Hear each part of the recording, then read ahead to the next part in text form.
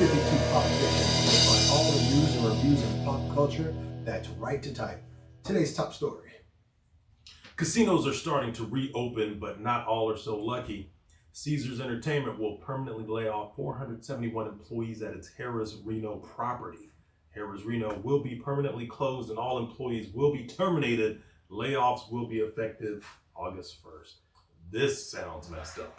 Yeah, Reno's like one of those home away from homes. I remember I felt when Fitzgerald's closed down. I was like, not Fitzy's. Not Fitzy's. I remember we got kicked out of that place. Oh, yeah. Well, that's a story. Yeah, that's another story. But Harrah's, man, I haven't really played or been to the Harrah's in a while, but it was always one of those mainstays. Yeah, staple. So it's gonna be sad to go. But with that being said, I don't even know when I'm going to be heading up that way anytime soon. I want to. Anyway. I mean, I'm getting the emails. They're trying to lure me back. Yeah, they are. I mean, I know they got the Reno. Their next big thing is Hot August Nights. Oh, that's true. That's supposed to be first week of August, I believe.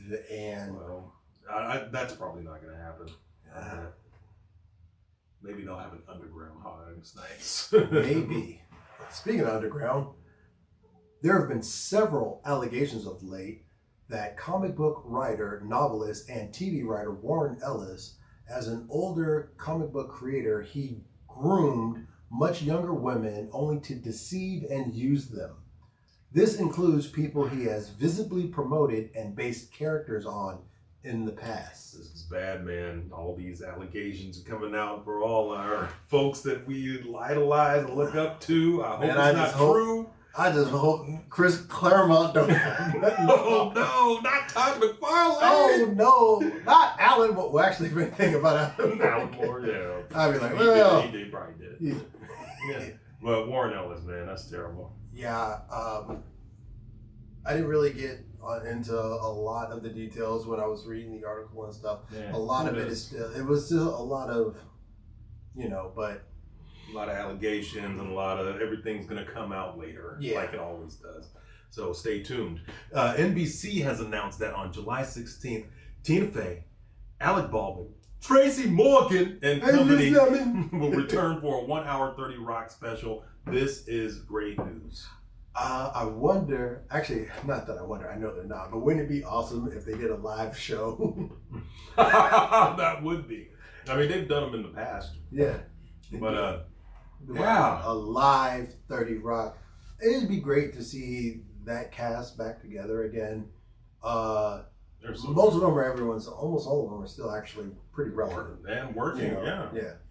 Definitely. But yeah, for a one and done shot to old 30 Rock, and I was one of those people, I've told you this before, that I didn't watch 30 Rock as it aired. I found 30 Rock, on Netflix. Right. And mashed all of them out. So yeah, and it just got better and better. And then that last season, not so great, but 1 through 6, I believe, just money.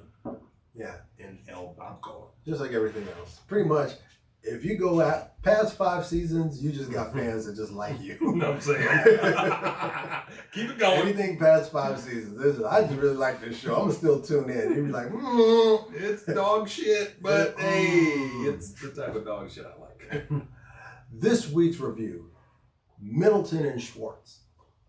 Thomas Middleditch from Silicon Valley and Ben Schwartz of House of Lies improvise full comedic performances based on random audience suggestions. If you are not watching this show, you need to watch it. It's on Netflix. It's 3 performances. They get into it where they basically, just like a normal improv thing, they ask the crowd, people start yelling stuff, and they go, oh, that one right there. And then they put that story together. Yeah, the slight difference is they'll go and they'll ask a couple of questions on because normally they just give a theme or a concept, and give me a place, your mom's ass. So they'll ask a couple of questions. Sometimes even in the question answering, sometimes during the Q&A, there's a lot of comedy, and it just put a big freaking smile on my face at a time where you just really need a big freaking smile on your face. I'm eating up content right now. And the best part, I don't want to really spoil anything, but the best part is when they get lost in their scene and they're trying to stay true to their character, but they can't remember who am I supposed to be right now? John Ralphio. And it's so funny. But yes, I give it 2 big 52s. Nice. 52s. Yes, 52s. that's what we do. Yeah. That's what's we up. haven't given things a grading in a while. Yeah, I know. So it's odd to give it 2 52s. Anywho, Ralphie D recommends The Five Bloods. Spike Lee directs this ensemble cast of 4 African American vets. You know what? I'm gonna call them black. 4 black vets. They battled forces of man and nature when they returned to Vietnam, seeking the remains of their fallen squad leader and the gold fortune he helped them hide. I like this flick. I saw it, and I was going to watch it the other night. I was going to watch it, and honestly, can't even remember what I did, but I got sidetracked. But I did see it. I saw Delroy Lindo. Jonathan Majors. Yeah. Clark Peters. Norm Lewis. So Isaiah Whitlock Jr. Okay, so that's why I was like, wow. Like, they had some... Yeah, they had some names in this one. Yeah, so I was like, okay. You know, I love Delroy Lindo. I love anything with Delroy Lindo. I love it. So this is how I'm going out. Huh?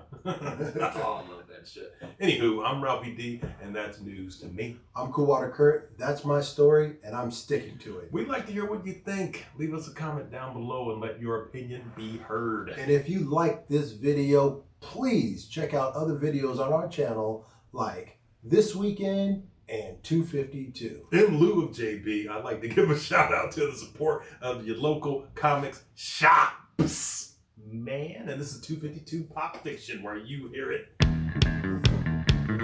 first. That was weird.